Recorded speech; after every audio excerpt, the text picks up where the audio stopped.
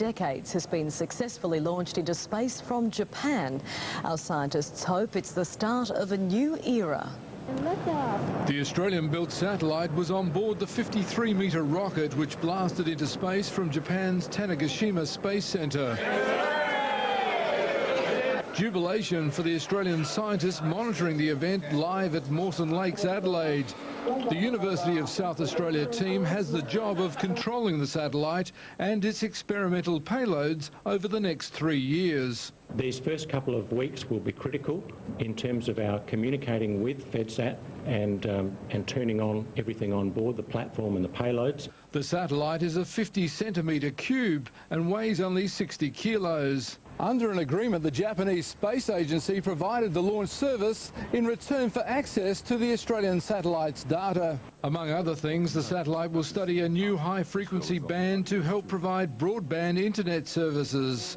It will also examine space storms and their impact on communications. We have very bright young people working in this area, and yet until now we've never had a project which has been able to be described as a national project of international significance. Also on board, recordings of hundreds of goodwill messages on a CD-ROM, making it a time capsule in space. Rick Teague, 10 News.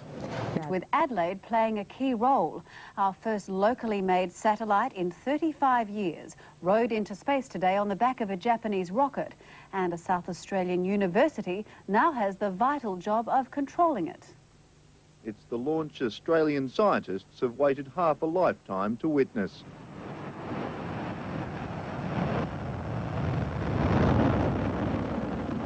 The Japanese rocket blasting into space without a hitch as it powered up the $20 million satellite's 3-year journey. Called Fedsat, the satellite was released from the rocket early this afternoon and settled into its orbit about 800 kilometres from Earth. The successful launch clearly delighting those involved in the project who watched via internet at the University of South Australia's Mawson Lakes campus. With the launch of Fedsat this morning, we hope that we'll be catapulted back into the space race. This tiny room at Mawson Lakes is home to the mission's ground control. It's here that the project's 4 experiments will be controlled and monitored.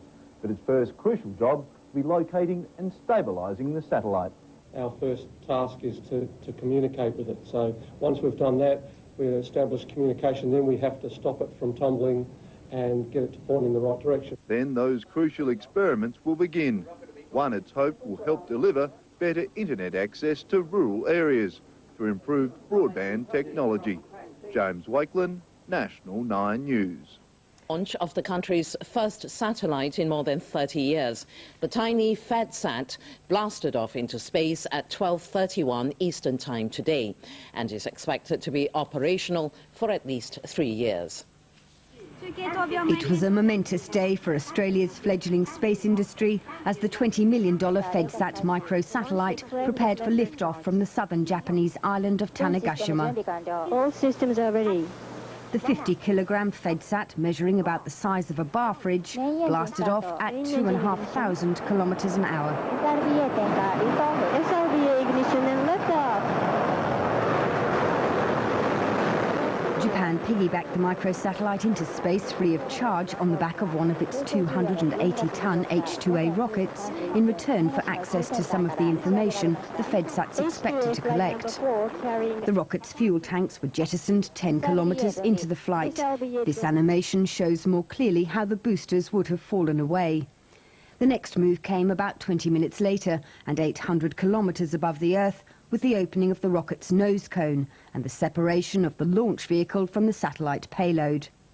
The textbook operation calls for relief and celebration at the project headquarters at the University of South Australia. For the scientists involved in this cooperative, it's been a long, hard struggle to find space research projects that will attract national funding. Until now, we've never had a project which has been able to be described as a national project of international significance. The Japanese are launching our satellite for us. We have on board payloads from the United States and bits from Canada, and we are now becoming a player in the global space industry. The Fedsat has an operational life of up to 3 years, and its main task is to research a high-frequency satellite communication band. The results of these investigations could lead to the development of economically efficient, super-fast broadband internet services for Australians in rural areas and the bush. The Fedsat will also conduct experiments into global positioning systems, remote sensing, space science and engineering research. Scientists hope to make their first contact with the microsatellite at around 11 o'clock Eastern Time tonight. For the historic launch of an Australian-built satellite.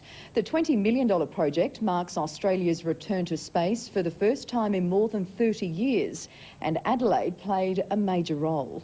Mark Simpkin reports from Tokyo. 6 years of effort came down to just a few dramatic seconds. This Japanese rocket is carrying an Australian satellite the size of a bar fridge. It's Australia's first foray into space in more than 30 years. It's one of the most major achievements by Australian scientists in the past few decades. They started basically from scratch and have taken their place amongst the world's best. That's no easy thing from a standing start. Half an hour after liftoff, the satellite was deployed. It will now orbit 800 kilometres above the Earth, performing scientific experiments. On board is a compact disc containing voice messages from 300 Australians.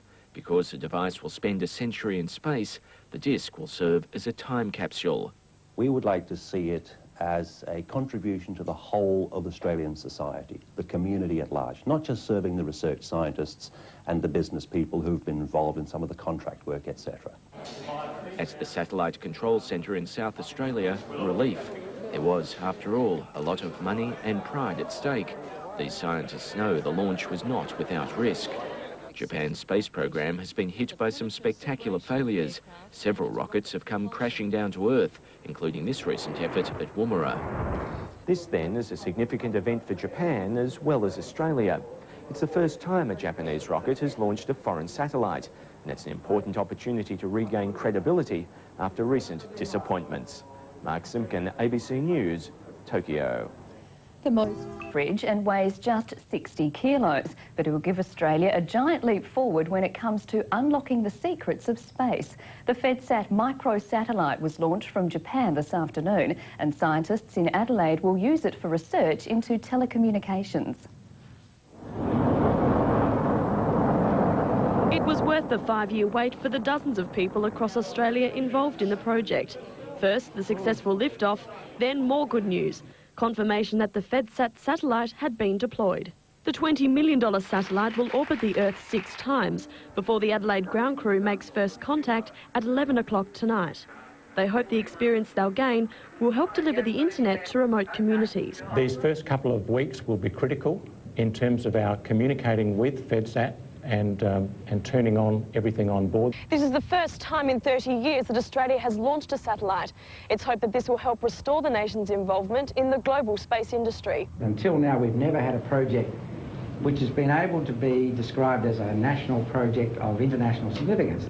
There are 4 experiments, including the monitoring of space weather, which will be carried out at intervals by the Adelaide crew. The microsatellite is expected to operate for up to 3 years, then remain in orbit indefinitely. Emma Cox, 7 News.